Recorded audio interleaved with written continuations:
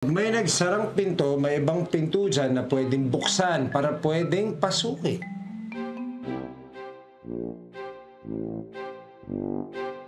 Oh, here's another one. Here. Wait, Mami. Akin na. Oh, ayan. Iwan ang nakaraan sa nakaraan. Every day is a new day para sa mga new adventures in life. Parang sinasabi niya sa akin na bubuksan niya ang pinto ng bahay ko. At dapat hindi ko to ikagalit at kalimutan na ano siya, sineswerte. Teka muna. Baka naman iba ang ibig sabihin ng sulat. Diba? Baka hindi naman panloloob. Bob naman, wala na akong time para i-decipher pa ang meaning ng notes na yan. The fact na sumabay siya sa break-in, pwede itong mga nagpapadala ng notes na to, suspect. Kaya dapat masolve na natin ang case na to bago pa dumako sa mga chismos ang tenga ng mga kapitbahay. Ano ba? Teka, parang yung likod yata, hindi ko pa na-check eh. Iwan ko lang muna kay saglit. Ha? Titingnan ko lang yung likod. Hindi ko pa na-check. Saglit lang.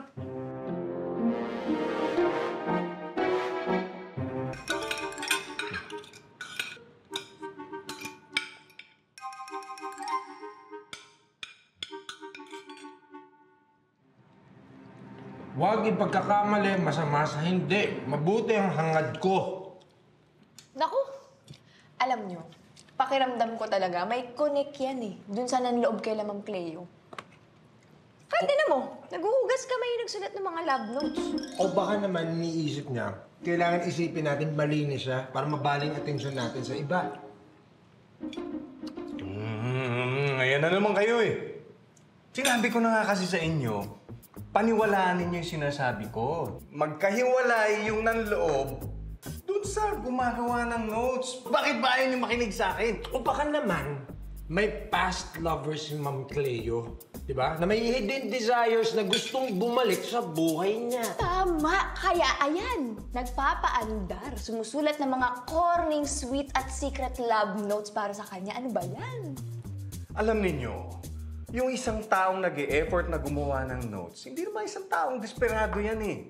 Baka naman kasi gusto niya lang mai-express kung ano yung nararamdaman niya, saka siya gagawa ng malalaking moves. Ganun. I am not convinced! Sigurado akong stalker ito eh.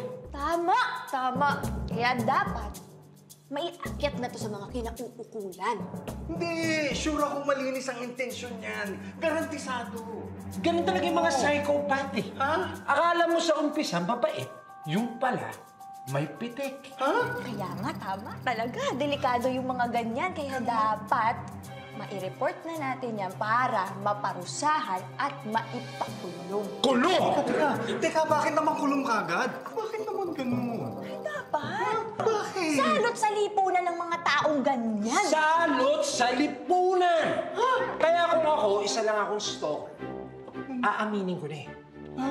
Tingin mo, Bobby G, huliin na namin? Ganun? At ipakulong na natin. Agad-agad. Tara! Teka. Wag. Oo na. Sige na. Amin ako. Ako nga yung gumagawa ng mga notes na dinadala kay Cleo. Ako nga yun. Tumarin mo na ako. Oh, Papi G, dito ka na mag-dinner. Malapit na itong Sarap yun, matapos. ah. So, sige na, mabilis lang to, tapos maliligo lang Ako din ako. hindi na siguro. Dadaan pa kasi ako kina Cleo eh. Sisiguraduhin ko na pumalma na siya. Ay, siya nga pala. Total, alam niyo na naman yung sikreto ko. Pakiusap lang, ha? Sana ingatan niyo rin katulad nung pag-iingat ko sa sikreto ninyo.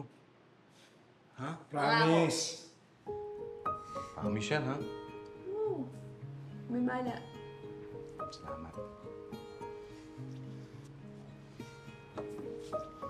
Ay, sandali. I admire your courage. Kahit ang tanda na kahit ang tagal na ng panahon, may courage ka pa rin mag-risk. Alam mo, napalapit na ako sa'yo eh. I really wish this works out in your favor. Nako. Sana nga, Jack. Sana magbilang angel ka. may tanong ako. Paano ka nakakasiguro sa feelings mo para kay Ma'am Cleo? Na hindi ka nagpapadala sa memories lang of the past? Alam mo, Jack, meron akong 3 panuntunan dyan. Una, yung concern ko hindi nawawala para kay Cleo. Gusto ko palagi siyang nasa mabuting kalagayan. Pangalawa, hindi ako nakakatiis ng hindi ko siya makikita at makakasama. At yung pangatlo, hanggang sa panaginip, nakikita ko pa rin si Cleo.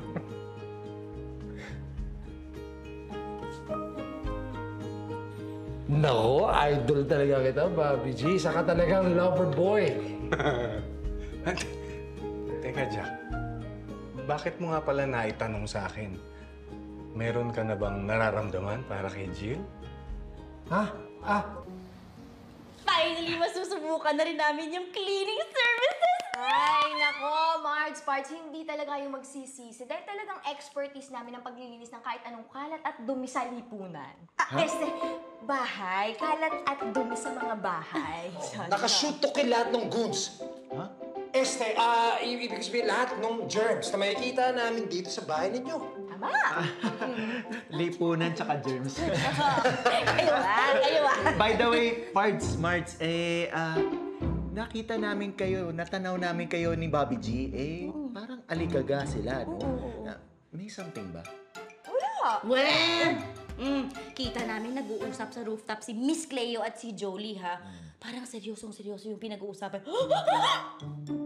May dapat ba kaming ika-alarma? Wala yun. May ka-meeting lang sila na HOA partners, di ba? And speaking of homeowners, baka naman may napansin kayong bagong homeowner dito na iba yung kinikilos. So anong connection ng mga project na yan sa village? Oo nga.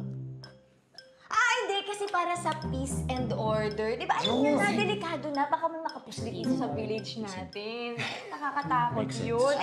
May tanong ko lang kayo. Di ba na madalas kayong nagwo-walking-walking? Umaabot ba kayo dun sa mga malalayong street? Tulad ng dun sa may Mansanas na banda? Mansanas.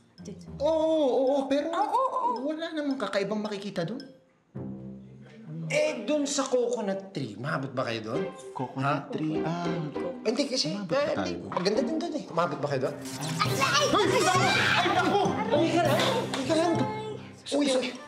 Sorry, Marts, nakalimutan ko sabihin sa'yo na may problema yung saksakan dyan.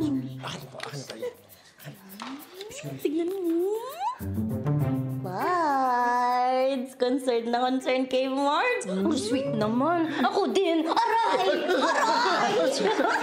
Start na tayo. Oo, sige. Ay, ako na. Oo, magsimula. Start na kami. Sige, Marts. Oo. Guys, tayo. Saan ba may mas maayos na... Ay, dali mo siya irog doon. Oo. Magbabantay ako dito, Pards. Dito, okay. Yan, dito. Marts, sige. I'm sorry. Oo. Sige. Una, yung concern ko hindi nawawala para kay Cleo. Gusto ko palagi siyang nasa mabuting kalagayan. Strike 1, Jack Corporal. Bigla naman ako na-excite kung saan papunta ito. Pards, okay ka lang ba dito? Okay lang, Pards. Actually, ang linis ka ng bani ko. Pinapakintag ko na. Salamat, Pards. Gusto mo mananglian? Dito kayo ni Marts. Ako, Pards, baka next time na kami. Papahinga na kami, sweetie. Okay lang ba siya? Okay lang, tapos na actually. Chinichika na lang ng irog ko. Pards, sweet na sweet ka talaga kay Marts, ano? Ayaw mo talaga nahiwalay sa kanya, no? Pangalawa, hindi ako nakakatiis ng hindi ko siya makikita at makakasama. Strike 2, i-deny mo pa rin ba, Jack? Parang obvious na nga ang ending nito eh. It's just a matter of time. Pards, halika na, parang mag-reunite tayo ng sweetie mo. Pards, una ka na. Mag-ano pa ako eh. Final touches. Papakintabing ko pa. Okay lang yan, halika na, ako nang bahala dyan. Sandali. Pards, okay. Okay, let's go. Mukha akong tingnan ng ganyan.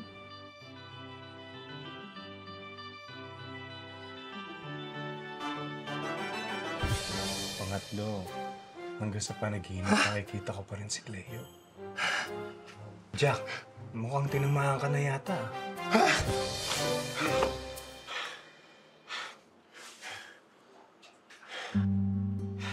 Strike 3! Patay tayo dyan, Jack. Sa hinaba-haba ng inisan at awayan, sa pagkakadevelopan din pala mauuwi.